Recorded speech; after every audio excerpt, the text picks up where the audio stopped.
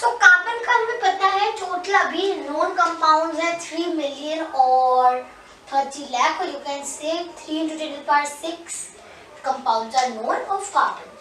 And you'll be surprised to know that number of compounds of carbon is more than number of compounds of hydrogen plus number of compounds of helium plus number of compounds ऐसे करते करते till number of compounds of organism. Organism is basically uninotium element number 118. मतलब carbon forms maximum number of compounds, और carbon जो इतने compounds बना रहा है कैसे बना रहा है? By a few properties. आज हम उन्हीं properties की बात करेंगे. First property is called catenation. Catenation. What is catenation? Catenation is the ability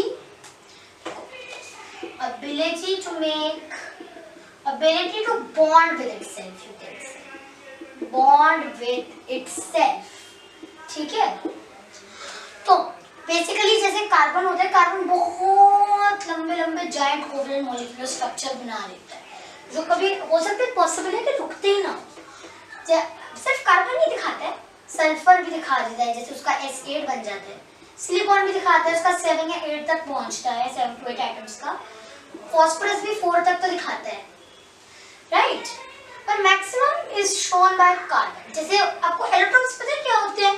The existence of an element in 2 or more forms, जिनकी similar chemical properties हैं पर different physical properties हैं, right? जैसे तो क्रिस्टलाइन होते हैं, इसके डायमंड होता है, ग्रेफाइट होता है, बकमिनिस्टर फिलरीन होता है, फिर कोलेकमॉर्फस होता है, right? लैम्प ब्लैक होता है. ये सब जो है सब कैसे बनते हैं? All are formed all thanks to catenation.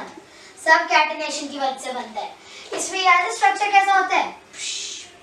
Tetrahedral, यहाँ पे हेक्सागोनल, बकमिनिस्टर फिलरीन में पेंटागोनल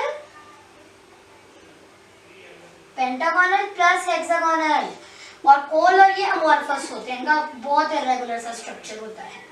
तो ये सब क्यों होता है? या तो कार्बन एटम बॉन्ड में कार्बन एटम है, तो all thanks to catenation.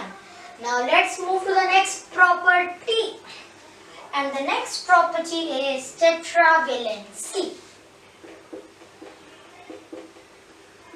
तो टेट्रा का मतलब तो 4 होता है, हमें इतना पता है. वैलेंसी क्या होती है? कि एक एलिमेंट है जैसे, तो उसको कितने इलेक्ट्रॉन्स चाहिए अपनी आउटर मोस्ट डुप्लेट या ऑक्टेट कंप्लीट करने के लिए? फॉर एग्जांपल जैसे कार्बन है मेरे पास, उसका एटॉमिक नंबर 6 है, कॉन्फ़िगरेशन है 2 4, होने कितने चाहिए बार? 8. सो 8 माइनस 4 इक्वल टू 4. तो वैलेंसी कितनी हुई इसकी? Valency is 4. 4 का टेट्रा है, सो टेट्रावेलेंट. और बाय द वे ये जो आपका कार्बन होता है ये बहुत ही ज्यादा फ्रेंडली होता है. फ्रेंडली मैं क्यों बोल रही हूँ?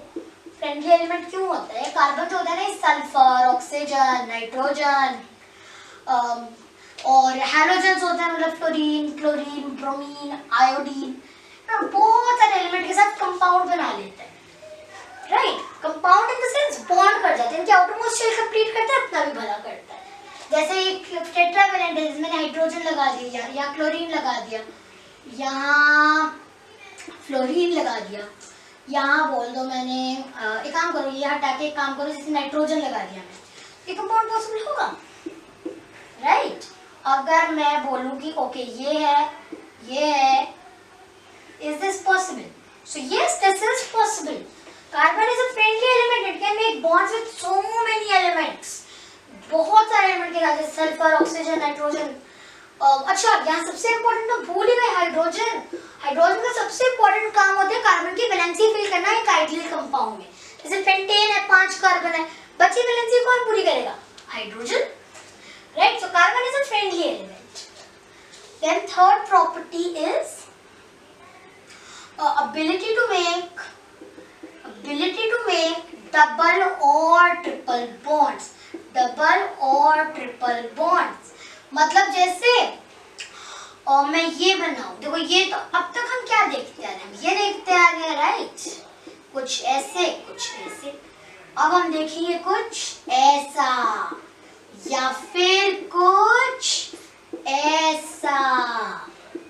ये triple bond, double bond, single bond, this is called alkane, this is called alkene and this is called alkyne, right? तो इससे भी बहुत बड़ा काम होता है in the formation of compounds। फिर चौथा है आपका isomerism। Isomerism is basically the phenomena of formation of isomer। isomer क्या होते हैं? वो है जिनका same molecular formula but different structural formula। for example अगर मैं लूं पेंटेन, ये सबसे पहले तो स्ट्रेट चेन है,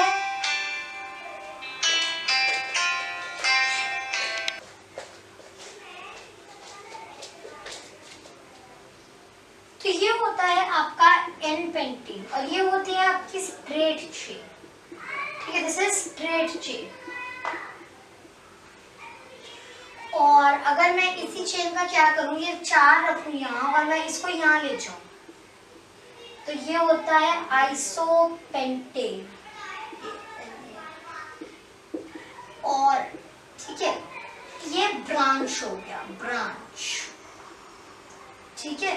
और फिर एक केस आपका बनेगा कुछ ऐसा जो कि हो गया नियोपेंटेन, ठीक है। तो ये भी ब्रांच्ड है, ये भी ब्रांच्ड है, लेकिन this is a straight chain. और वैसे कार्बन क्लोज चेन भी बनाते हैं, जैसे मैंने क्या दिया, पेंटेन दिया ना।